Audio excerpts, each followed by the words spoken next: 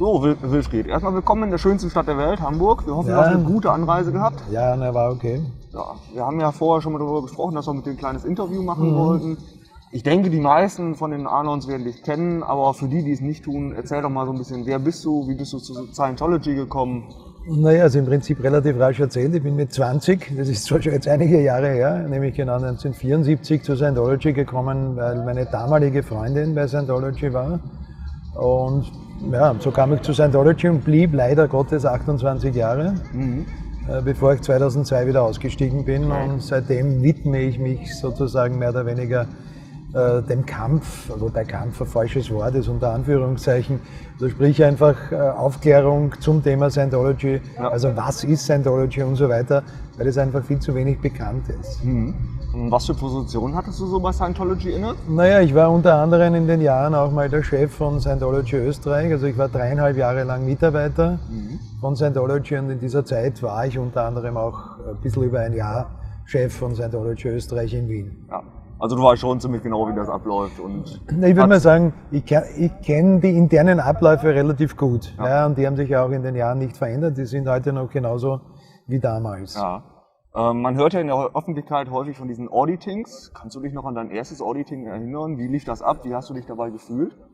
Naja, man muss sich das so vorstellen. Also wenn man nicht weiß, was Scientology ist, begegnet einem Auditing. Also ich beschreibe das immer so, das ist so ein Mittelding zwischen einer ganz schlechten Psychoanalyse und einem sehr guten Polizeiverhör. Okay. Also es wird verhörtaktisch eher vorgegangen. Es wird dabei ein Lügendetektor benutzt, im wahrsten Sinne des Wortes. Das ist dieses E-Meter, dieses scientologische, was technisch gesehen sehr primitiver Lügendetektor auf dem technischen Stand der 50er Jahre ist. Ja, also das, was man noch sieht mit diesen Dosen in der Hand. Genau, genau.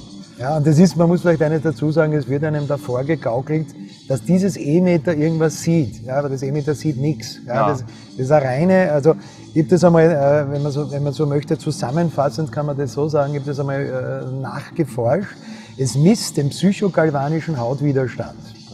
Aber es sagt nichts aus in dem Sinne. Ja, also man kann das vielleicht am einfachsten so beschreiben, wenn jemand in einer Situation ist, die ihm nicht angenehm ist, dann kennt man ja das, da schwitzt man manchmal ein bisschen in den Händen.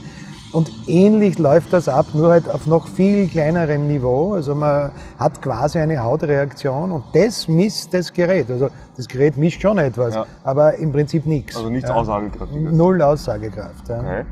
Und du bist ja nach deiner Erkrankung im Prinzip bei Scientology ausgestiegen. Man hört das wohl häufiger, dass Scientologen diese Krankheit erstmal gar nicht wahrhaben wollen und wirklich dann in dem Umfeld verzweifelt nach irgendwelchen unterdrückerischen Personen suchen. War das bei dir auch so? Naja, klar. Es ist im Wesentlichen, muss ich das so vorstellen. Also wenn jemand jahrelang quasi mit dieser Doktrin lebt, ja, die einfach besagt, ein Scientologe, speziell ein Clear, also ich war theoretisch Clear, unter Anführungszeichen, schreibt der Harvard, bekommt nicht mal Schnupfen, also geschweige denn eine Krankheit. Und der einzige Grund, das ist eine Aussage von L. Ron Hubbard, warum jemand krank wird, ist, weil er in Verbindung mit einem SP ist. Er ist auch der einzige Grund, warum Fehler passieren, laut Scientology. Okay. Das heißt, die erste Reaktion eines Scientologen, der krank wird, er sucht verzweifelt, wo sind die Unterdrücker in seinem Leben, die das quasi verursachen. Und ich habe das also relativ genau gemacht, damals 2001, war ja damals noch Scientologe und habe aber beim besten Willen niemanden gefunden. Ja, und das war dann, wenn man so möchte, mein erstes Aufwacherlebnis, wo ich mir dachte, okay, das kann nicht stimmen. Ja. Also ich habe keine Leichen im Keller, also war nichts zu entdecken, also irgendwas haut da nicht hin. Ja. Hattest du denn vorher schon mal so ein bisschen das Gefühl, dass du gezweifelt hast in der Scientology-Lehre? Also ich würde mal so sagen, meine Zweifel haben eigentlich begonnen 1988. Damals hatte ich Clear erreicht, laut Scientology. Und nachdem ich das erreicht habe, war der erste Gedanke, man denkt, was war das jetzt? Ja? Was ist das? Ja? Wozu habe ich so viel Geld bezahlt, damit jetzt das sein soll? Ja? Und man muss vielleicht eines dazu sagen, also ich würde sagen, 3/4, wenn nicht sogar mehr der Scientologen haben mehr oder weniger permanent Zweifel. Okay. Aber die werden dann halt im Laufe der Auditings unterdrückt, oder? Naja, man muss sich das so vorstellen, der Gruppendruck innerhalb von Scientology ist so groß und so stark und dem im Rahmen dessen gelingt es immer wieder den Einzelnen derartig zu verunsichern. Nämlich, da wird ihm dann mehr oder weniger durch die Blume gesagt, er liegt falsch, er muss noch das und das machen, dann schaut wieder das und das raus. Und es ist, wenn man so möchte, gar nicht so einfach, dem als Einzelnen entgegenzutreten. Okay.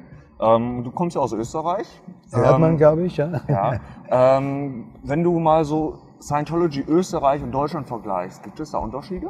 Naja, also im Prinzip mentalitätsmäßig. Ja, also ich würde mal so sagen, also in Österreich läuft alles ein bisschen gemütlicher ab, speziell in Wien. In Deutschland ist mehr, wie soll man sagen, ja, deutscher. Ja, aber sonst eigentlich, also man kann auch so sagen, ja, also das ist jetzt nicht misszuverstehen. Scientology hat ein Franchise-System und letztendlich ist es vollkommen egal, ob die Scientology-Organisation in Wien steht, in Hamburg oder in San Francisco. Die arbeiten alle nach exakt dem gleichen Ablauf. Also du hast ja jetzt relativ viel von der Geschichte von Scientology auch mitgekriegt und warst lange auch in leitender Position. Glaubst du, dass Scientology heute noch die Macht hat, die es mal hatte, also noch so stark ist? Nein, ich würde mal so sagen, also ich glaube nicht, dass Scientology weniger Einfluss hat als vor 10 Jahren. Ja, man muss sich das so vorstellen, Scientology, es gibt eigentlich 2 Scientologies. Ja, es gibt mal das, was wir hier sehen, eine Scientology-Organisation, die eigentlich relativ machtlos ist. Ja, also der Kasten steht halb leer. Ja, also die kämpfen, wenn man so möchte, um die Miete. Ja, also die sind, wenn man so will, nicht machtvoll. Was aber machtvoll ist, also Scientology hat einen eigenen Geheimdienst. Das ist eben dieses Büro für spezielle Angelegenheiten. Ja. Auf der einen Seite, auf der anderen Seite, Scientology verfügt über wirklich Millionen. Ja, also die haben einen, wenn man so möchte, Reservefonds in Amerika von über $1 Milliarde an Cash. Ja. Da können die auch aus Deutschland drauf zugreifen. Also ich würde einmal so sagen, ich kann es zwar nicht beweisen, ja, aber ich weiß, wenn Not am Mann ist, also sprich, wenn irgendwelche Gelder gebraucht werden, dann werden auch Gelder locker gemacht und da kann jetzt jeder spekulieren, inwieweit, woher das jetzt kommt oder nicht kommt. Und insofern würde ich also die Frage durchaus bejahen, also Scientology hat immer noch die gleiche Macht. Und man braucht sich ja nur ansehen, die wichtigsten Scientology-Parteigänger sitzen in Amerika. Das sind meistens sehr berühmte Schauspieler, wie zum Beispiel Tom Cruise oder zum Beispiel auch Jennifer Lopez, die zwar selbst keine Scientologin ist, aber ihr Vater ist einer. Also die verfügen über Einfluss. Ja. Das war unlängst wurde erst, glaube vom Forbes Magazine die einflussreichsten Schauspieler gewählt und hat die Jennifer Lopez die Nummer 1 angeführt. Ja. Will Smith ist ähnlich, ist auch kein Scientologe, unterstützt aber Scientology. Seine Frau ist Scientologin. Also die verfügen nach wie vor allem in Amerika bis hinauf ins Weiße Haus, über immensen Einfluss. Und wenn man sich jetzt vorstellt, dass Amerika wieder an sich bei anderen Staaten Einfluss hat, ja, und den natürlich auch ausübt, ja, kann man sich dann schon eins und eins zusammenzählen. Okay. Du hast ja gerade schon den Geheimdienst angesprochen, die OSA.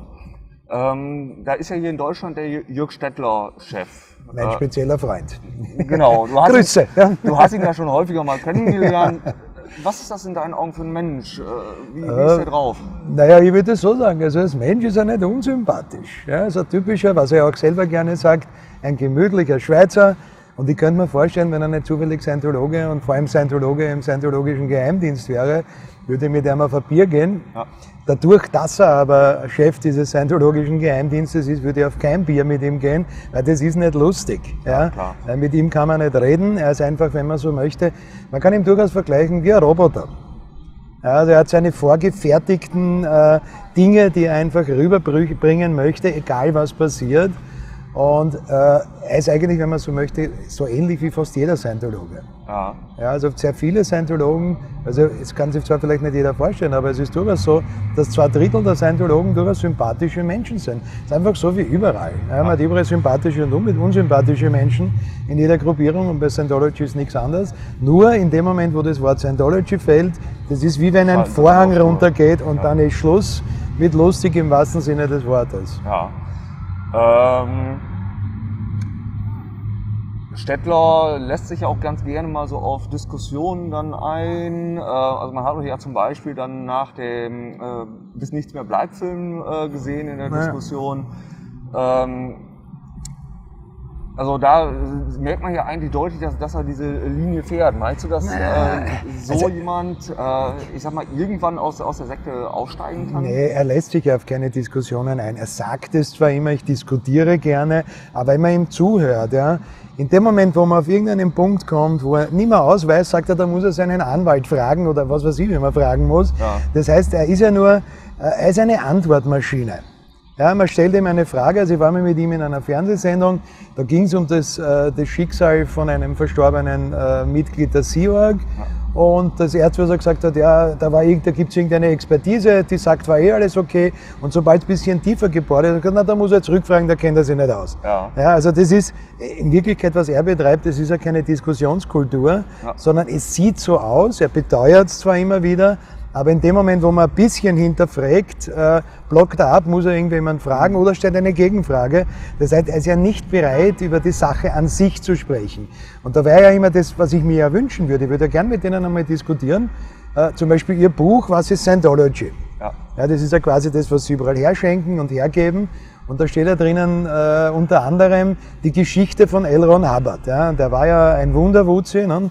Der konnte mit 3 wahrscheinlich noch nicht laufen, aber er konnte schon reiten, war Blutsbruder irgendeines Indianerstammes. Und da wäre mal die interessante Frage, das wurde nämlich nachrecherchiert und dieser Indianerstamm kennt keine Blutsbrüderschaft. Okay. Ja, wieso können die trotzdem schreiben, er war Blutsbruder von dem Stamm? Ne? Und das zieht sich durch. Also die Geschichte von L. Ron Hubbard, die also immer noch aktuell von Scientology erzählt, sind eigentlich lauter Lügen. Okay. Und über das ist aber kein Scientologe, geschweige denn ein Scientologe aus dem Scientologischen Geheimdienst bereit zu sprechen. Okay. Ich hoffe, du erlaubst mir eine etwas pikante Frage. Klar, gerne. Und zwar, wie verhält sich das, ich sag mal, mit der Täterschaft in Scientology? Also der normale Scientologe ist ja, ich sag mal, Opfer und es zieht sich ja eigentlich auch bis oben hin, dass er Opfer ist, dass er im Prinzip ausgebeutet wird. Aber ab wann ist ein Scientologe auch Täter? Der Täter ist in dem Moment, wo er das, was er quasi vermittelt bekommt, weitergibt, unter Anführungszeichen. Also ich sage das immer so, auch bezogen auf meine Person, es ist zumindest, sagen wir mal 50-prozentig. 50% Opfer, gar keine Diskussion, aber auch Täter. Und man darf, also das ist das, wofür ich immer plädiere, man darf die Täterschaft nicht außer Acht lassen, weil man kann nicht, oder meine Ex-Frau hat das einmal gut formuliert, die hat gesagt, man kann nicht jemanden ins Bein abhaken und dann sagen, oh, Entschuldigung, es tut mir unheimlich leid, sondern so läuft das nicht. Ja, da muss man dann schon auch etwas tun, um das wieder zu korrigieren oder wieder gut zu machen. Ja. Ist das auch so ein bisschen dein Antrieb? Bis zu einem bestimmten Grad ja. Also ich mache das eigentlich, wenn ich mir das genau anschaue, eigentlich aus mehreren Gründen. Auf der einen Seite sicher auch. Ja, man kann sich nicht einfach aus der Geschichte stellen und kann sagen, so, es tut mir leid und ich lebe jetzt mein Leben. Ja. Auf der anderen Seite ist auch für mich, war das Aufarbeiten insofern auch unheimlich interessant, weil ich wollte einmal der Sache auf den Grund gehen. Ich wollte verstehen können, wie konnte das passieren. Ja. Es ist ja nicht so, dass jemand in der Früh aufwacht und sagt, so, heute trete ich einer Sekte bei oder ich gehe zu Scientology. So läuft ja das nicht. Ja. Das ist ja ein Ablauf und um den nachvollziehen zu können, habe ich mich eigentlich jetzt in den letzten 10 Jahren ziemlich intensiv damit auseinandergesetzt, um mir diese Frage selbst beantworten zu können. Wo wir jetzt gerade noch bei der Demonstration sind, wie siehst du den Schaden, den Anonymous Scientology zufügt? Naja, ich würde mal so sagen, also ich habe das von mehreren Seiten schon bestätigt gehört von Scientology. Das ist, wie man so schön sagt, a pain in the ass. Ja? Also das tut ihnen weh. Ja? Das ist ein Störfaktor, ein permanenter. Und vor allem dadurch, dass es Anonymous gelungen ist, das jetzt seit über 4 Jahren in Permanenz zu machen, ist es einfach eine Geschichte, die einer, ich würde einmal sagen, mehr als nur stört. Ja, sie wissen zwar jetzt, okay, er kommt jeden 2. Samstag oder manchmal 3. Also man kann sich da schon einrichten, sie lassen halt dann ihre Rollos runter und spielen tot.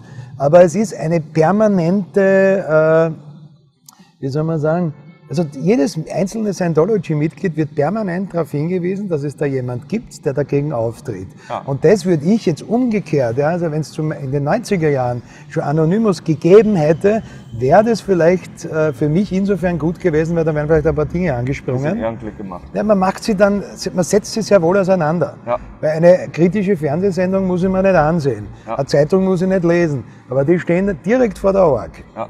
Und das ist ganz was anderes. Da können Sie die Rollos noch so dicht machen. Das wird wahrgenommen und in dem Moment, wo was wahrgenommen wird, passiert vielleicht etwas kausal. Ja? Also insofern tut Ihnen das 100%ig weh. Gibt es noch etwas, was du den Arnolds mitgeben möchtest? Nee, also ich würde mal so sagen, wie käme ich dazu, jemand anderen zu sagen, was er tun soll? Okay, dann bedanke ich mich für das Interview. Gerne. War sehr aufschlussreich. Ja.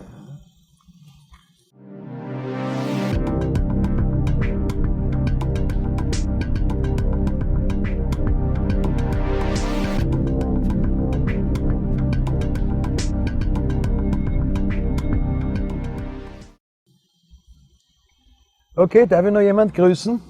Aber natürlich. Ja, also ich möchte mich selber grüßen lassen. Ja, das kennt ihr wahrscheinlich nicht, aber in Österreich, Lukas Resetaritz, sagt euch was? Das ist so ein Kabarettist, ne? Und der hat dann spricht da und sagt, Fernsehaufnahme, sagt, kann ich jemanden grüßen lassen? Ich würde mich grüßen lassen, weil ich zeichne mir das auf und wenn ich dann zu Hause bin, kann ich mir das dann ansehen. Ne?